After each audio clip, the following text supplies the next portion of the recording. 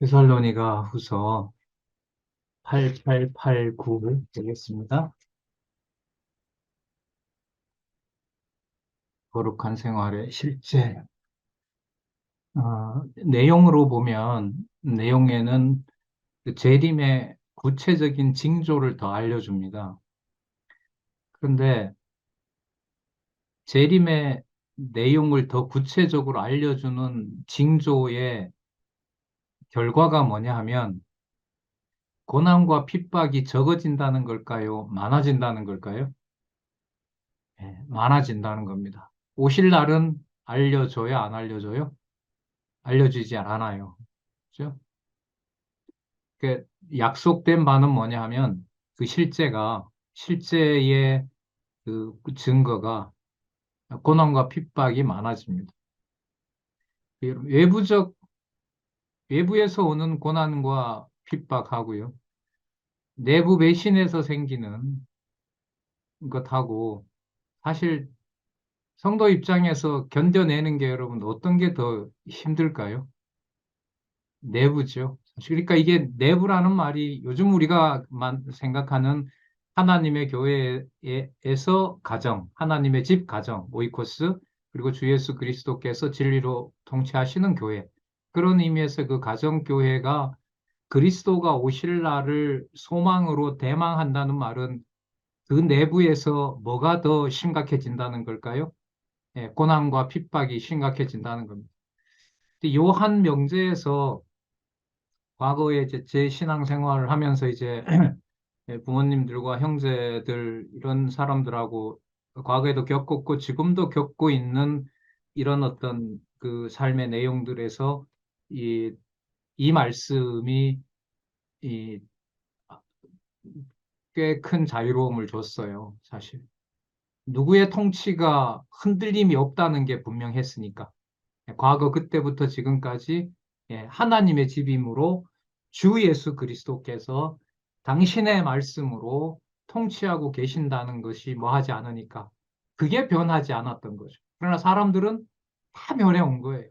다 변해왔고 도대체 나한테 맞출 수가 없고 진짜 저 인간이 왜 저러나 싶은 때는 뭐 신앙이고 뭐고 다 필요도 없고 이 정도 어떤 극과 극을 오가는 상황에서 데살로니가 후서에 나타난 배경은 뭐와 뭐가 더 가중된다는 거예요. 고난과 핍박이 더 가중되고 챙겨야 될 교회의 식구들은 늘어날까요? 아니면 줄어들까요? 더 많아지고 손에 쥐어진 돈은 적고 그러니까 뭘 던져야 되는 몸을 던져야 되는 음, 차라리 바울처럼 하나님 그냥 데려가시는 게 어때요? 라고 했는데도 여러분, 엘리야가 죽고 싶다고 해도 죽여요? 안 죽여요? 안 죽이죠? 까마귀 시켜서 깨워요. 마음대로 안 돼요. 그러니까. 그 말은 결국 데살로니가 전후서의 배경으로 보면 뭐와 함께 소망을 하게 한다는 거예요. 고난과 핍박과 함께 한다는 거죠. 거기에서 무게가 그리스도의 통치구나라고 하는 것으로 여러분과 저를 잡아주면 견디게 하시는 거고요. 이 말씀 배운 게 뭔 소용이 있어라고 던져버리게 되면 뭐 돌아올지 안 돌아올지는 모르지만 끝나는 거죠. 이런 어떤 그 절박함과 또 걱정 아닌 걱정, 뭐 내가 걱정한다고 내 구원이 뭐 사라지거나 이런 건 아니니까요. 이제 그런 게 복합되어서 첫 번째, 합당한 성도로 생활합니다. 그 빌립보서에서 여러분 얘기하는 복음에 합당한 것하고 다릅니다. 본문이 다르기 때문에 데살로니가 후서 1장에서 말하는 합당한 성도로서의 생활에 대해서는 다른 그 의미를 깊이 있게 보셔야 됩니다. 자, 근거 구절 확인하고 갈게요. 8889에 레위기 1장에서부터 27장 나왔네요. 아까 그러면 충분히 말씀드렸으니까 26장 같은 경우에 보면 성결 규례와 앞으로의 약속 이거는 뭐 우리가 상상하는 방법으로도 함로도 이해할 수 없는 상상력으로도 부족한 그런 방법으로 하나님의 교회 성도들이 거룩한 생활을 하도록 약속하셨다는 거죠. 26장 내용 잘 기억이 안 나시는 분은 꼭 읽어보시고요. 그다음에 그래서 합당한 성도의 생활은 레위기를 또 들고 있네요. 8890에 보시면 레위기 11장에서부터 몇 장까지? 네, 22장까지. 22장까지는 주로 뭐냐 하면은요. 그 백성들의 삶과 관련된 거예요. 왜냐하면 그 23장에서부터는 뭐가 나오냐면 절기가 나오거든요. 절기가 나오기 때문에 이 저자는 그거 한번 읽어보면은요. 8890의 두 번째 단락 첫 번째 줄부터 일찍이 여호와 하나님께서는 모세로 하여금 시내 광야에서 이스라엘 자손에게 성화 규례를 명하여 지키게 함으로 거룩하게 살아가도록 섭리하셨다. 이스라엘 자손에 맞춰져 있어요. 신체, 문둥병, 그 다음에 유출병, 아론의 성화 규례, 백성의 성화 규례, 그 다음에 성결한 생활 규례, 불결한 생활 규례, 제사장 성결 규례. 그러니까 제사장과 백성들의 신체와 관련된 성결 규례가 성화 규례가 22장까지 나타나 있는 겁니다. 그래서 그 내용들을 를 따로 모아서 이스라엘 백성들의 성화 규례 이렇게 얘기를 하고 있습니다. 이게 바로 성도의 합당한 생활인 겁니다. 그러니까 여러분 11장에서부터 22장까지의 이 하나님이 거룩하게 하신다는 이 모든 약속을 어디에서 다 이루신다는 거예요? 예. 데살로니가 후서 1장에서 다 이루신다는 거예요. 그럼 이것도 아까 하고 똑같죠? 야, 진짜 그런가라고 레위기 11장에서부터 22장까지 쫙 읽어가면서 어느 본문을 놓고 후서 1장을 놓고 쫙 읽어가면서 이제 연결하고 이게 연결이 잘 안 되는 건 이런 세미나를 통해서 다시 질문을 하고 같이 고민해보고 그러면서 이제 같이 공감을 해가는 거죠. 그게 이제 세미나인 거예요. 네. 자, 그다음 굳은 믿음의 굳은 신앙으로 생활함. 상황은 더 안 좋아진다는 거겠죠. 이것만 봐도 8897. 그 2장과 3장에서 이제 2장에서 특히 재림에 관해서 상세하게 설명을 합니다. 그리고 3장에 가면 그 말씀을 바탕으로 어, 규모 있게 생활하고 교회 연보를 탐하지 말고 탐하는 자들은 지적을 하고 바울의 편지를 부정하는 자들을 지적하라. 이 말씀이 3장에 나오고 강림에 관한 그리스도의 강림에 관한 그 상세한 내용들이 2장에 나타납니다. 그러면 보시면 굳은 생활로 생활한다라는 말이 장차 재림이 분명하다라는 것을 주의 상황을 설명을 해주세요. 그 말은 지금 당장 오신다는 것과 직결될까요? 안 될까요? 안 돼요. 현재 견디게 하는 굳은 신앙인 거죠. 자, 그런데 이 예를, 구약의 예를요, 보시면 8897에 보시면 첫 번째 단락에 일찍이 여호와 하나님께서는 모세를 통해 여호수아로 강하고 담대한 믿음에 의해 이스라엘 자손을 거느리고 요단강을 건너가도록 섭리하셨어요. 여러분 여호수아 1장에서부터 3장에 보면 막 여호수아가 안 가려고 막 모세처럼 변명하고 쭈뼛쭈뼛하고 하는 그런 내용들 나와요, 안 나와요? 안 나오죠? 강하고 담대하라고 하면서 강도 건너고 가서 정복하고 하는 내용들이 이 여호수아 1장, 2장, 3장에 나오거든요. 권고와 위로 후에 가나안 땅을 정탐하고 자, 어떤 의심도 품지 않고 요단강에 발을 들여놓고 건너가거든요. 거기에 보면 뭐 여호수아가 두려워하고 이런 게 없어요. 그 내용이 상당히 뭐 하냐면 당당하게 보이는 내용이 여호수아 1, 2, 3장에 나와요. 그런데 이 데살로니가 후서의 역사적 상황을 보면 상황이 여러분 좋아요? 아니면은 되게 불안하고 힘든 상황이에요? 힘든 상황이죠. 근데 그게 육적으로 여호수아가 당당해 보이고 육적으로 피폐해 보인다라고 하는 것으로 연결이 되면 이게 될까요? 안 될까요? 안 되는 거죠. 그러면 되도록 하려면은 누구의 이름이 나와야 될까요? 여호와 말고 더 들어가면 여호와가 약속하신 것이 그림자로 여호수아에게 이루어졌다면 실체로 자 그리스도께서 오셔서 십자가에 죽으셨으면서 비굴하게 죽지 않고 세상을 오히려 심판하신다라고 하는 내용이 들어오면서 그 성령이 임해서 누구를 데살로니가 성도들을 뭐 하고 있다? 굳은 신앙으로 잡아주고 있다. 이렇게 연결해야 됩니다. 그러니까 그리스도가 안 들어가면 절대로 신약으로 넘어갈 수가 없어요. 그럼 그리스도가 그러면 등장한다라고 하는 것은 그리스도와 관련된 말씀인 마테마가 누가 요한 내용들이 충분히 바탕이 돼야 될까요? 안 돼도 될까요? 바탕이 돼야죠. 그러니까 그게 상세하면서 어디가 이 데살로니가 이른바 후서 이제 이 성령에 의한 성취 내용에서도 이제 선명하게 되는 거죠. 그래서 그리스도 성취 내용은 이제 예수 위한 성취 내용은 많이 나오진 않지만 바로 데살로니가로 가서 성도들이 이렇게 맞추면 안 돼요. 신약 전체가 누구의 성취니까 그리스도 성취이기 때문에 꼭 연결을 해서 돌아와야 돼요. 그리고 근거는 어디서 막연해서는 또 안 됩니다. 마테마가 누가 요한에 나타난 그리스도의 사역을 정확하게 설명하고 그 내용이 성령께서 오셔서 바울을 통하여 기록한 말씀으로 데살로니가 성도들에게 이렇게 연결이 되도록 안내를 하셔야 돼요. 자, 그 다음 이제 3장에 보면 자, 몸은 고달프지만 모든 삶의 규모는 하늘에서 정한 뜻대로 오늘 주어진 삶을 진짜 항상 기뻐하고 그렇게 대망하고 쉬지 말고 기도하고 범사에 감사하라고 하는 말씀 따라 이제 규모를 갖춰서 생활하는 거죠. 8906 볼까요?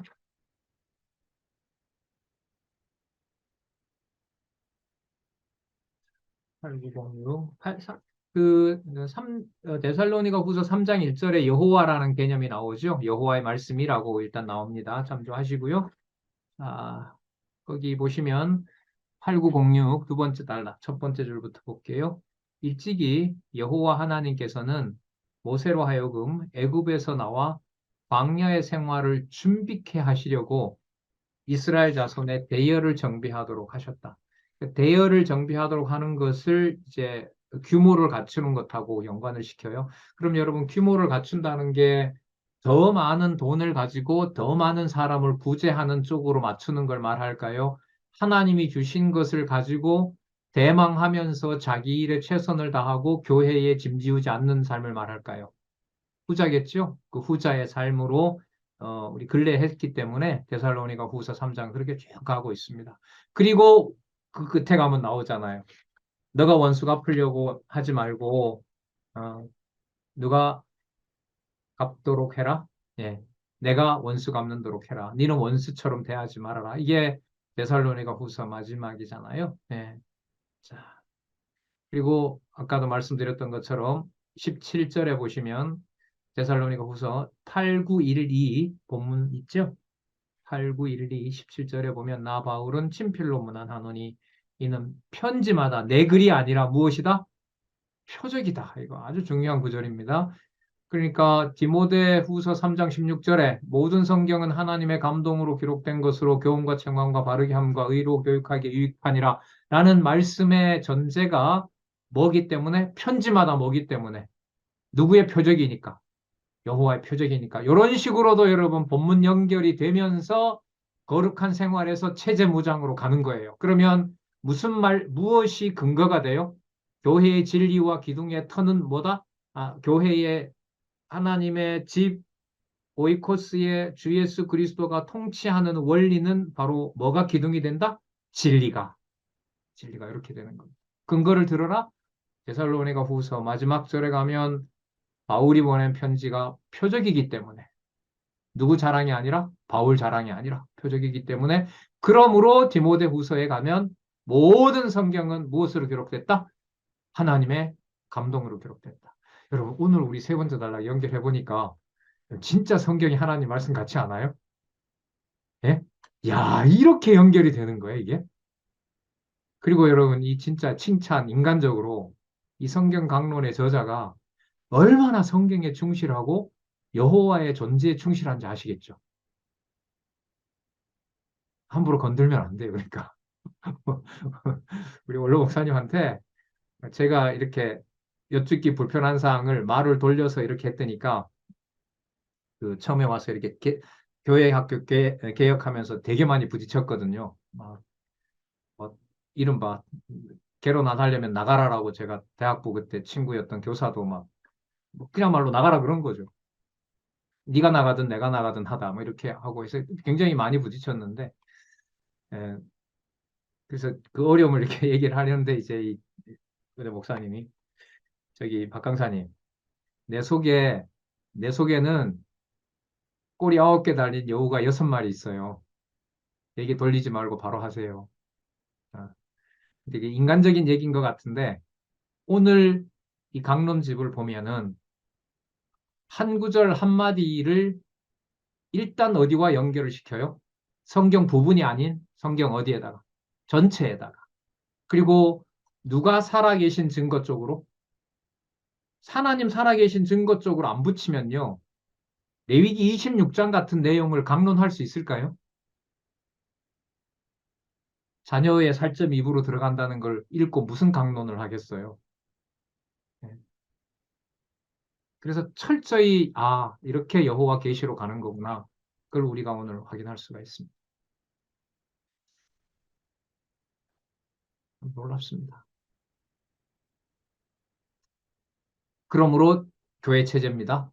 그러므로 교회 체제 가겠습니다. 그렇습니다. 교회 체제를 통한 무장. 그런 분들을 남기고 그리스도의 재림과 그분의 보내신 말씀으로 하나님의 교회를 하나님께서 통치하심으로 그 조직을 자 하나님의 집 그리스도가 진리의 말씀으로 통치하시는 곳 그 이름을 이름하여 우리가 그 의미를 바꾸고 있는 바로 가정교회. 가정교회. 자, 여러분 기억나시죠? 지난주에 강론이 있었기 때문에 바울이 디모데를 뭐라 부른다고요? 아들로. 그러니까 무슨 개념으로? 노인과 그 연장자, 남자 연장자와 여자 연장자를 뭐처럼 대하라고요? 아버지와 어미처럼. 지체들은 누구처럼? 형제처럼. 그럼 무슨 개념이 들어있어요? 가정 개념 속에 누구의 가정임이 들어있어요? 누구의 집임이? 하나님의 오이코스라는 거죠. 이해되시죠? 하나님의 오이코스. 어떤 분들이? 데살로니가 전후서에 그런 분들이. 대망하고 오늘 어떤 소망도 손에 잡지 못하고 절망적으로 간다 하더라도 그리스도의 통치를 기다리는 분들, 그런 분들이 모여 있는 하나님의 집, 하나님의 오이코스, 하나님의 가정, 하나님의 가족. 누가 통치해요? 주 예수 그리스도. 주라는 것 속에는 누가 연상된다? 언약대로 이루시는 여호와. 바로 그 언약하신 분이 그리스도를 통하여 무엇으로? 진리의 말씀 통치하시는 곳. 그게 여러분들과 제가 육신의 몸을 이 땅에 가지고 있는 바로 분명한 이유인 겁니다. 그게 어떻게 얽혀놓았는지, 조직을 어떻게 했는지는 하나님 주권에 달려 있어요. 우리 여기 계신 권사님도 뭐 남편 수십 년 간호하면서 그냥 어, 소통 없이 간 경우도 있고 자녀 먼저 보내신 분들도 있고 뭐 다 각자 이루 말할 수가 없죠. 그 상황이 하나님께서 하나님의 집을 관리하고 그리스도가 통치하시는 바로 뭐다? 교회 체제다. 그래서 오늘 이 시간부터 우리 체제개혁 강의도 들으셨지만 교회 체제를 나를 빼고 교회 체제 생각하시면 절대로 안 됩니다. 안 돼. 완전히 빗나가는 거예요. 현재 내가 가지고 있는 내 어떤 상황, 좋건 나쁜 걸 떠나서 현재 나를 뺀 디모데 전후서의 교회 체제를 생각하시면 안 됩니다. 뭐 목사를 청빙해서 세우고 뭐 거기에 노회에 가입하고 어떤 상위법을 만들고 공동의회 뭘 따라서 뭘 하고 여러분 이것과 디모데 전서의 체제는 전혀 다른 얘기입니다. 네, 성경에서 말하는 거. 자, 그런 의미에서 보시면 돼요. 디모데 전서에서부터 후서 빌레몬서까지 디도서 빌레몬서의 근거가 뭔지 한번 보겠습니다. 8916. 일찍이 여호와 하나님께서는 모세로 하여금 모세가 나오네요. 광야에서 이스라엘 자손의 대열을 정비하여 광야 생활을 준비케 하셔서 그들의 길을 인도하도록 섭리하셨다. 민수기 1장에서부터 이스라엘 백성들을 뭐로 부르는지 아세요? 군대로 불러요. 군대라고 합니다. 그 오합지졸인 나온 지 얼마 안 되고 그냥 무기도 없고 규모도 없는 그 자들을 하나님은 뭐라고 불러요? 군대라 불러요. 그럼 뭐가 되어 있는 거예요? 하나님 보실 때는 조직이 되어 있는 거죠. 그리고 뭐 하고 있어요? 행정이 일어나는 거죠. 그래서 디모데 전서로 이제 내려오면 바로 교회 조직과 행정의 민수기 1장에서부터 30장 내용이 해당됩니다. 아까 지나왔네요. 8916에 두 번째 단락에 그 신명기 31장 1절이 아니고요. 그거 민수기입니다. 민수기예요. 이스라엘 1,000만 명 가운데서 메지파에서 1,000명씩 1만 2천 병을 무장시켜 미디안을 쳐서 멸하도록 섭리하셨다. 이 신명기가 아니고 민수기 31장 1절에서부터 12절입니다. 자, 여러분 미디안 전쟁 승리할 때 이스라엘 백성들이 하나님께 순종해요, 불순종해요? 그 전에 불순종합니다. 불순종해요. 그러니까 불순종하는데도 하나님은 뭘 이루세요? 약속을 이루시는 거죠. 자, 그게 여러분 민수기 31장에서부터 12절 미디안 전쟁에 승리하게 하고 이 전쟁에서 대승 정도가 아니죠. 그 모든 남자를 다 죽이고 처녀들만 데려오고 수만 마리, 수십만 마리 양떼를 다 점령하게 해서 땅언약 성취 섭리가 이루어지는 그 배경을 하나님께서 마련해 주시죠. 풍성해지는 그 내용이 미디안 내용입니다. 그 내용하고 디모데 전서의 그 역사적 배경 말씀드렸었죠? 교회 상황이 좋아요? 좋지 않아요? 좋지 않아요. 자, 선배들도 진짜가 누군지 모르고 남자 여자 선배 구분도 안 되고 진리는 뭔지도 진리에 대해서 대적하는 자도 많고 그 다음에 속은 아프고 그런 말은 없지만 목회를 그만두고 싶고 왜냐하면 그 말씀에 보면 너가 장로회에서 안수받은 걸 기억해라 이 말은 너 그때 안수받은 거 기억하고 그걸 지키라는 말은 반대로 말하면 뭐예요? 안수 무효시켜 주세요 이런 거 아니겠어요? 그만큼 이 디모데후서로서는 절망적인 상황인 거죠. 여러분 그거 하고 미디안 전쟁에 승리하는 것하고 여러분 관계가 있을까요? 없을까요? 있어야겠죠. 미디안의 대승리를 거두는 것하고 디모데가 오직 말씀만 잡고 바울이 보낸 말씀으로 그 말씀을 읽고 또 뭐 하지 말라 그러죠. 디모데 전후서에서는 처음부터 끝까지 신화 가르치지 말고 율법 선생 되지 말고 가르치려고 하지 말라는 거예요. 그러니까 디모데가 이런 편지를 기다렸던 것 같아요. 바울의 편지를 기다리는 목적이 뭐 하기 위한 거냐면 빨리 처방전을 받고 싶은 거예요. 그러니까 누구 말을 인용해서 행정을 하고 싶은 거예요.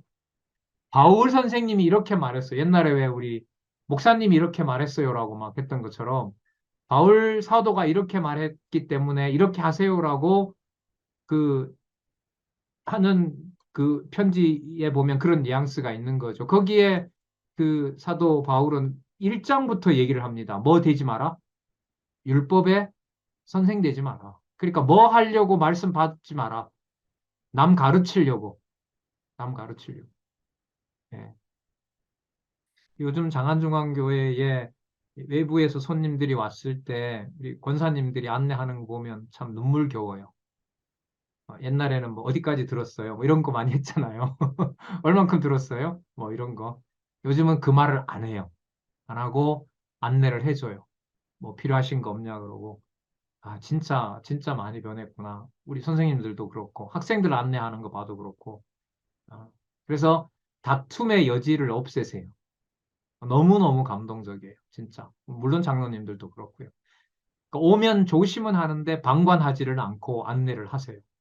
이게 바른 모습인 거죠. 이게 디모데 전후서에 선생 되지 말고 후서까지 끝까지 나오죠. 뭐 하지 마라? 논쟁하지 말고 분쟁하지 마라. 그리고 내가 전한 이 말씀이 이렇다 그렇다라고만 뭐 해라? 알려줘라. 이게 이제 후서까지 가는 내용이거든요. 자, 민수기 1장에서부터 교회 조직과 행정 그러면 내려와서 볼게요. 8916 제일 마지막 단락 일찍이 여호와 하나님께서는 모세로 하여금 광야에서 이스라엘 자손의 대열을 정비하여 광야 생활을 준비케 하셔서 그들의 길을 인도하도록 섭리하셨다. 민수기 1장에서부터 30장. 자, 세 차례의 그 시련을 주시면서 세대 교체하시고 교체된 세대에게 교훈하는 내용까지 이 내용을 다 포함해서 잘 읽어보시면 거기 보면 반역자들 생기죠. 마찬가지로 디모데에게도 그리스도에게도 누가 생겨요? 반역자 생기죠. 그리고 디모데에게도 함께하는 교회 성도들 중에 뭐 하는 자들이 있어요? 반역자들이 생기죠. 디모데후서 가면 디모데후서 상황은요 굉장히 진짜 안 좋아요. 에베소의 아시아 교회가 바울을 다 버렸고요. 그리고 디모데후서에 보면 바울이 그 투옥되었다가 한번 풀려나거든요. 한번 풀려나서 이제 이 신학자들이 하면 어쨌든 에베소까지 와서 뭐 만났다고도 해요. 왜냐하면 만나러 온다고 했기 때문에. 그런데 그 디모데후서를 읽어보시면 1차 때는 바울이 어, 당시 황제가 네로라고 하는데 황제 앞에서 변론을 할 때, 나 죄가 없다라는 것을 변론할 때, 그때는 함께 변론을 해주는 자들이 있었어요. 근데 후서에 가면 죽을 무렵, 그 순교할 무렵에 가면 사도 바울에게 자신을 처음에 변론해줬던 사람들이 다 떠났다 그랬어요. 누구는 어디로 가고, 누구는 달마디아로 가고, 누구는 아파서 어디에 머물게 하고, 그 1차에 함께 했던 사람들이 아무도 없어요. 그러니까 바울로 보면 함께하는 동역자들이 누가밖에 없고요. 그 마가를 오라고 했는데 소수가 있고요. 디모데로서는 바울이 만약에 왔다 갔다면 그렇게 사실 확인 안 됐지만 어쨌든 오고 간 다음에 후서 편지를 받는 정황으로 보면 모든 아시아인들이 버렸기 때문에 디모데로서도 어떤 상황일까요? 더 힘든 정도가 아니죠. 바울 곁으로 떠나고 바울 곁에도 동역자들이 떠났고 디모데로서도 더 혼란 속에 있는 거고. 그러면 딱 남는 게 3장에 디모데후서 3장에 무슨 권위가 나와요? 오직 성경은 하나님의 감동으로. 그게 결론이거든요. 여러분, 그러면 민수기 1장에서부터 30장 잘 보세요. 광야 생활 준비해요. 시련과 세대 교체해요. 마지막에 뭐 합니까? 교체된 세대에게 뭘 하세요? 교훈하죠. 그럼 결국 뭐로 돌아가는 게 민수기 30장이에요? 말씀 들어가는 거. 어디에서 받았던 거? 신의 산에서 받았던 거. 그 구조가 디모데후서 3장에 가면 디모데후서 3장에 가면 무엇만 의존해라?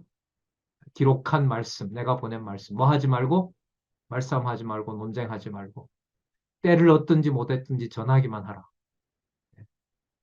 네, 이런 모습들이 이제 분쟁을 겪은 장안중앙교회에 보면 굉장히 의식을 하고 그걸 가능한 한 충돌을 안 하려고 억지로 노력하는 게 아니라 그런 모습들이 우리 노 장로님들이나 권사님들 그리고 실무 장로님들 권사님들 사이에서 드러나요.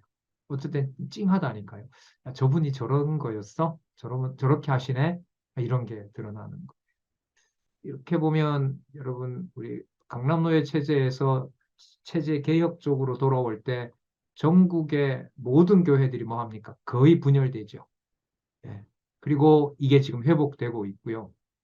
회복되고 있고 그건 오로지 어디에 거하게 해서 진리의 말씀에 여러분 그래서 실제로 강론집 읽고 이렇게 세 번째 단락도 다시 공부하게 되고 자, 큰 흐름으로 그렇게 가고 있습니다. 자, 여기 보시면 이제 그런 내용들을 이제 확인해 갈 수 있어요. 8917페이지 보면 교회 조직의 원칙 볼까요? 교회 조직의 원칙. 지도자 소명에서부터 지도자 임무, 지도자와 관련된 게 나와요. 여러분 지도자는 외부를 말한다. 내가 몸담고 있는 나로부터 시작한다. 네, 나로부터 시작한다. 진리의 말씀을 가지고 있으니까요. 받도록 했으니까. 자, 일찍이 여호와 하나님께서는 모세로 하여금 이스라엘 자손이 광야에서 생활하도록 하시려고 여기 나오네요. 각 지파별로 임무를 부여해 대열을 정비하도록 하셨다. 여러분, 요거 그대로 여러분이 몸담고 있는 육체와 함께하는 교회로 가져오면 다 맞아요, 안 맞아요? 맞죠. 저 사람 왜 저렇게 무너져 공부 오래 했는데 그 말 돼요, 안 돼요? 안 되죠. 오합지졸인 이스라엘 보고 왜 군대라 그러는데요? 그래서 앞으로 여러분 겪게 될 일은요, 양심이 더 찔리는 일이 앞으로 굉장히 심해집니다. 만약에 이 말씀을 여러분들과 제가 공부한다면 성도들에게 한마디 했던 거, 과거에는 뭐 하나님 하지 뭐라고 넘어갔던 거 있잖아요. 이거 앞으로는 몸살이 나고 잠을 못 자게 하고 굉장히 괴로워지게 합니다. 당연한 거 아니겠습니까? 하나님이 체제 놓은 체제가 내 마음에 안 드니까 지적질을 해서 당신 때문에 이게 생긴 문제야. 그거 얘기해 놓고 여러분 편해요? 여기 있는 권사님들도 몇 분 얘기 들었어요. 어, 고백을 하시죠. 저도 물론 그렇고요. 제가 괴로워서 다시 전화했거든요. 아이, 잘하셨어요. 그거 되게 어려운데 그렇게 하셨냐고. 일단은, 일단은 말씀을 드려. 그게 옛날처럼 뭐 사람에게 실수하고 하는 그런 걸 얘기하는 건 아니라고 얘기하시더라고요. 예. 이 반드시 일어납니다. 당연한 거고요. 교회라는 개념을 하나님의 집으로 잡았는데 쉽게 얘기할 수 있겠습니까? 자, 그래서 저기 민수기 1장에서부터 4장까지 오합지졸이지만 그 모세가 그 백성들이 반역하고 달라들 때 모세가 어떤 말까지 하죠? 제가 나았습니까? 그죠? 모세가 그렇게 달려들잖아, 하나님한테. 이런 백성을 데리고 가란 말입니까? 제가 나았습니까? 이런 상황까지 갑니다. 그 자기가 봤을 때는 어떤 거예요? 오합지졸이고 말도 듣지도 않고 그렇게 모든 걸 해줬는데 이거 끝장을 내셔야 됩니다. 아니죠. 하나님이 보셨을 때는 뭐예요? 군대입니다. 싸움에 나가서 투쟁할 만한 군대입니다. 교회 조직 투쟁이죠? 체제를 통한 무장이죠? 네, 무장. 지도자 소명 한번 볼까요? 8918. 두 번째 달라. 일찍이 여호와 하나님께서는 모세를 시내 광야에서 불러 애굽에서 종살이하는 이스라엘 자손을 탈출시켜 언약의 땅 가나안으로 인도하도록 섭리하셨다. 자, 모세를 소명하는 내용. 자, 출애굽기 3장 1절에서부터 12절까지 자, 모세를 소명하는 내용 거기에 나오죠. 네. 개론 한번 찾아볼까요? 자, 간단하게 한번 보겠습니다. 출애굽기 3장이네요. 출애굽기 3장 1절에서부터 12절. 모세가 소명을 준비하고 3장 1절에서부터 5절. 모세가 호렙산 떨기나무 불꽃 가운데서 소명을 받음.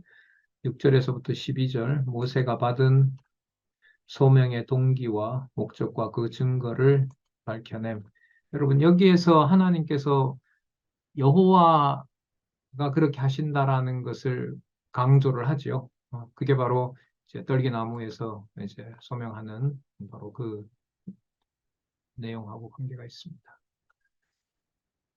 자, 음,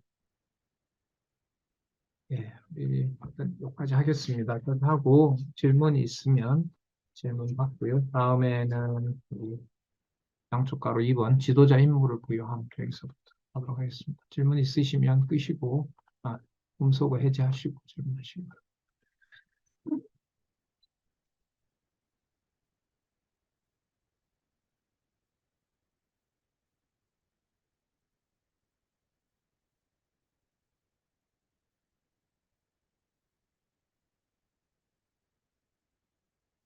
저기요.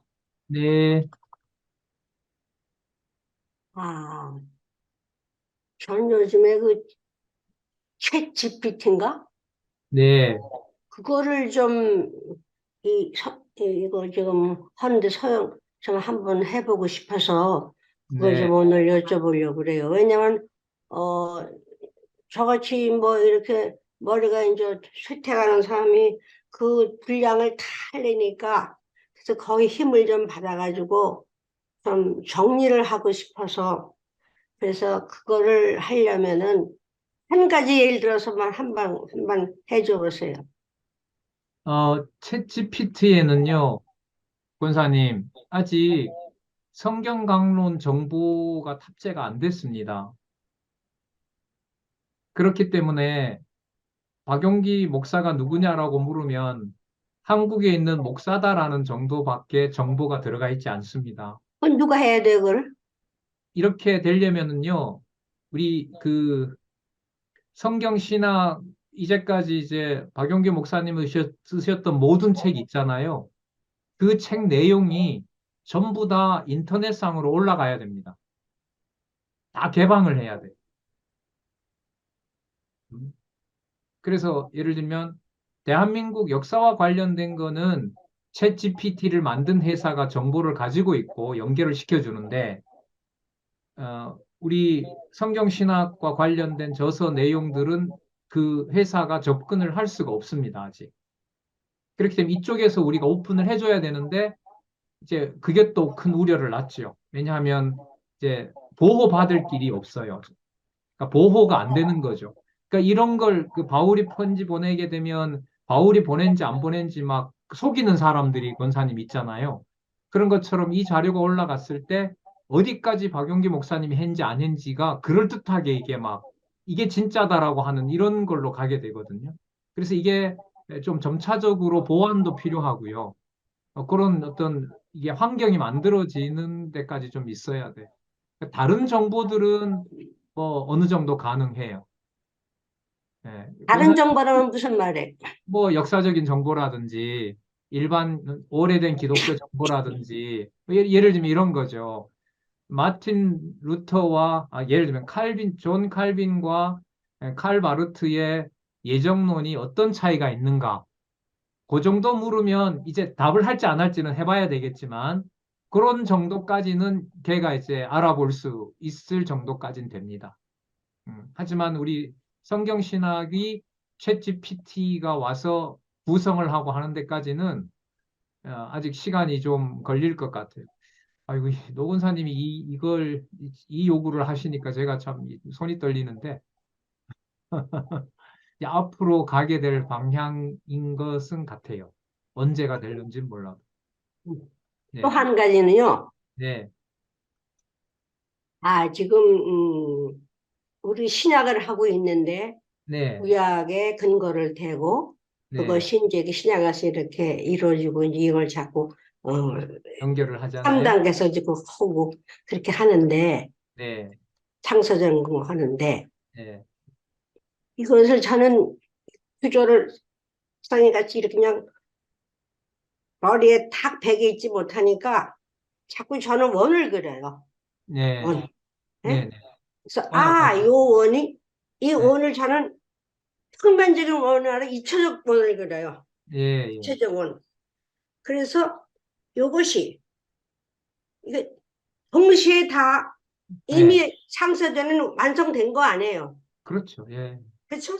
예, 창세전은 이미 완성된 거라고요. 우리는 지금 겪고 있지만 예, 예, 제 생각이 그렇습니다. 예, 그래서 요것이 바로 여기에 꽂혔구나. 예, 예? 구약에 여기에 꽂혔구나. 예, 요렇게 해서 구약을 단순화시키고 있거든요. 예, 근데 예. 어떻게 생각하세요? 그 박홍기는 세 번째 단락해서 본문으로 가려고 하시고요. 권사님은 창세전 영원으로 가려고 해요. 가는 방향은 똑같아요. 그래서 빨리 그냥 얼른 확 하려고, 이해하려고. 그 하나로 통일시키면서 창세전 여호와 계시로 가고 계신 거고요. 이제 저는 이제 좀 이렇게 아직 이 에너지를 쓸 수 있으니까 거기 확인하고 내려와서 본문에서 하나하나 다 연결시키는 거고. 이거나 그거나 가는 방향은 똑같아요.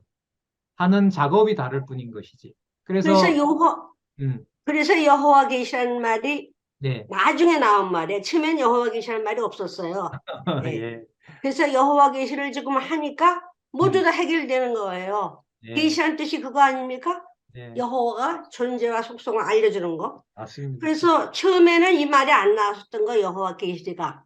예, 그래서 이거가 여호와 계시가 됐기 때문에 그 다음에 저는 아주 이해하기가 아주 편하게 돼 있어요. 예, 그러니까 저 예, 같은 늙은이가 예. 편하게 이해하게 됐다 그 예, 말씀이에요. 예, 예. 뭐, 늙으신다기보다가 그냥 영혼 세계에 가까워지는 삶을 살고 계시는 거죠. 그리고 권사님은 세 번째 단락을 제가 소개를 하면 두 번째 단락에 창세전으로 가고요. 저는요, 세 번째 단락을 읽고 본문으로 내려가서 본문을 연결시키는 거고요. 그러나 전체로 보면 누구 계시로 가는 건 똑같아요. 여호와 여호와 계시로 가는 계시로 거지. 가는 건 똑같아요. 거기에 권사님이 처음에는 참 힘들어 하시고 했는데 점차적으로 그걸 들으시면서 본문은 본문대로 읽어 나갈 때 그대로 받으시고 결과적으로 읽었던 본문이 생각나는 것만 가지고 구성은 창세전으로 가고 두 번째 단락에 누구 계시로 여호와의 창세전 영원한 언약으로 가시는 거기 때문에 지금 진짜 그 연세에 정확하게 성경 신학의 이 강론집의 그 의 중요함 속으로 저는 이제 들어오고 계신다고 생각을 합니다. 예. 뭐 근데 그렇게 지금 머리가 혼잡스럽고 이러한 표정이 아니세요. 권사님 제가 이 얼굴을 편해. 자주 보는 이 주위에서 보는데 물론 피곤한 날은 있지만은 제 그 느껴지는 게 권사님 지금 말씀해 주셔서 그런데 여호와 계시로 창세전으로 가는 거 그리고 저는 본문 하나하나를 세 번째 단락을 근거로 확인해서 결국은 요렇게 요rom으로 여호와께서 언약궤대로 이루시고 창세전 언약에 근거한다. 그러면 그 구조를 가지고 계시면서 권사님 계신 예를 들면 교회나 가정을 보는 것과 제가 상세한 내용을 보는 것과 전부 그 내용에서 누가 계시하신다는 게 목적이 되죠. 여호와 계시가 가정에서나 지체를 만나거나 이렇게 해서 그래서 맞아. 한때는 제가 권사님이 나이가 드셔서 옛날에 이 하이톤이 죽었나 이랬는데 줄어들었나 했는데 요즘은 평안해지셔가지고 강한 톤이 아니구나 이렇게 제가 생각을 합니다. 그리고 한 가지가 또 있는데, 예, 이제 최종 정리할 때는 예, 여기 그 근거, 예, 근거만 이제 처음부터 쭉 써놓을 거예요. 예, 예, 제가 기억을 못 하니까. 예, 예, 처음부터. 예, 이거는 할 수 있으니까. 그럼 예. 그거 페이지만 저 읽을 거예요. 아, 나는 못 읽으니까. 그러면 다 되는 거. 그래요. 그렇게 하려고 그래. 예. 왜 챗GPT를 필요로 하시는지를 알겠네요. 예. 예, 알겠습니다. 감사합니다. 예, 또 다른 분, 네, 없어요? 네, 수고들 하셨습니다. 예, 기도하고 마치도록 하겠습니다. 하나님 아버지 감사합니다. 말씀의 권위 앞에 다시 한번 무릎을 꿇습니다. 율법의 선생이 되고 말씀을 내 자신을 변명하고 하나님 자리에 가는 어리석은 생각에 빠지지 않도록 하나님 지켜주시옵소서. 한 구절 한 말씀이라도 하나님 계신 증거로 받을 수 있도록 우리 귀한 신앙의 선배들 이 늦은 시간까지 함께 하게 해주셨습니다.